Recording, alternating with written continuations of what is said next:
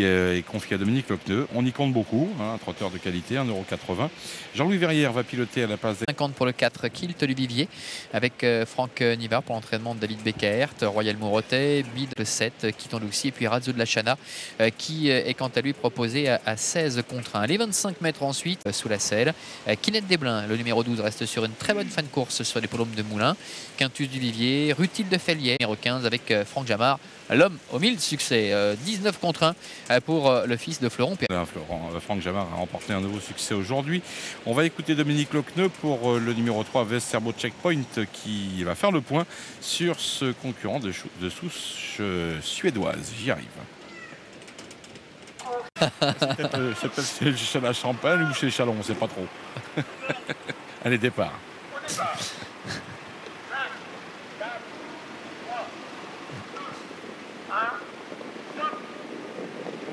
Allez, c'est parti pour notre 7e rendez-vous, le prix, le Carousel, prix du pays niçois, 2850 mètres à parcourir avec un excellent départ au centre pour le numéro 4, Kilt du Vivier, qui s'installe tout de suite aux avant-postes avec Rush de Banville également, qui est en deuxième position dans son sillage. Le numéro 5, Royal Mourotet, n'est pas très loin. Pour l'instant, nous retrouvons à l'arrière-garde le numéro 14, Rutil de Fellière, où se retrouve le grandissime favori de cette course. Et bien, il se rapproche maintenant en 4e position.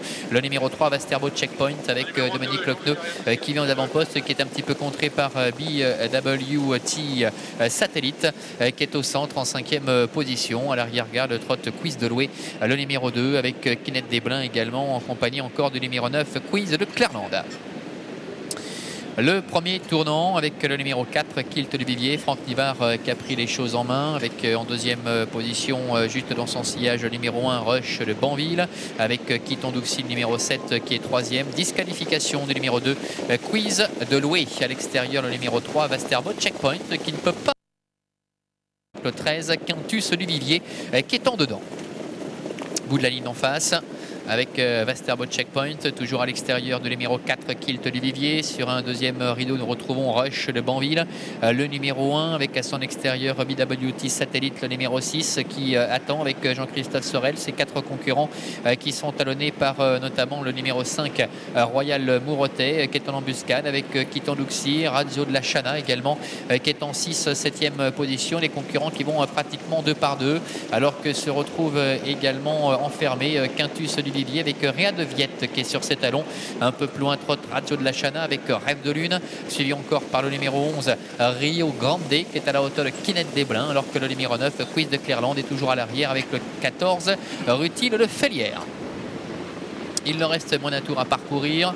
Les concurrents toujours qui vont 2 par 2. Il ne se passe pas grand chose pour le moment. Des positions qui sont un peu figées avec Kilt du Vivier en tête, Westerbo Checkpoint à son extérieur, devant le numéro 1, Rush de Banville, qui a vraiment le parcours idéal. Le 7, Kiton Duxi, est 4e. Le train qui s'accélère quelque peu maintenant, BWT Satellite, est en 5e position devant encore le numéro 5. Il s'agit de Royal Mourotet, milieu de la ligne d'en face avec Kilt du Vivier, un cheval qui aime bien aller de l'avant, tout comme d'ailleurs Westerbo Checkpoint qui est à son extérieur. La 3e place en dedans pour Rush de Banville avec le numéro 5, Royal Mourotet qui s'est décalé. Razzo de la Chana, le numéro 7, Kiton Duxi également, qui est à la corde de l'avant, Quintus du Vivier, suivi encore par le numéro 11, Rio Grande.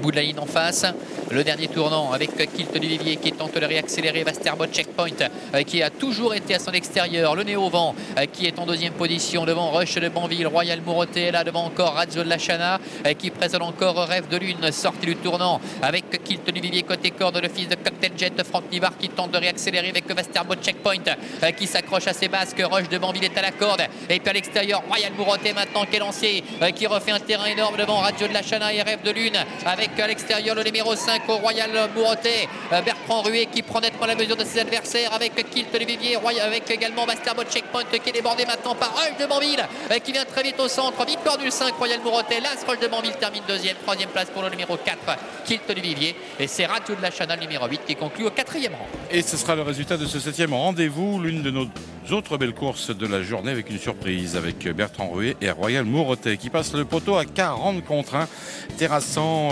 littéralement donc les rivaux derrière, notamment Roche de Banville qui va faire plaisir à François Lemoine en prenant une belle deuxième place à la cote de 35 contre 1, même 36 en finale. C'est un joli jumelé. Ensuite, on a le Kilt du Vivier numéro 4 qui était proposé à la cote de 4,30 €. Et puis le 8 à Razio de la Chana, proposé à la cote de 18 contre 1. Ce sera en tout cas un multi, un quartier régional assez porteur avec la présence, Laurent, ici de gros outsiders en première place. Oui, Royal Morotet qui est un cheval qu'on a vu souvent perdre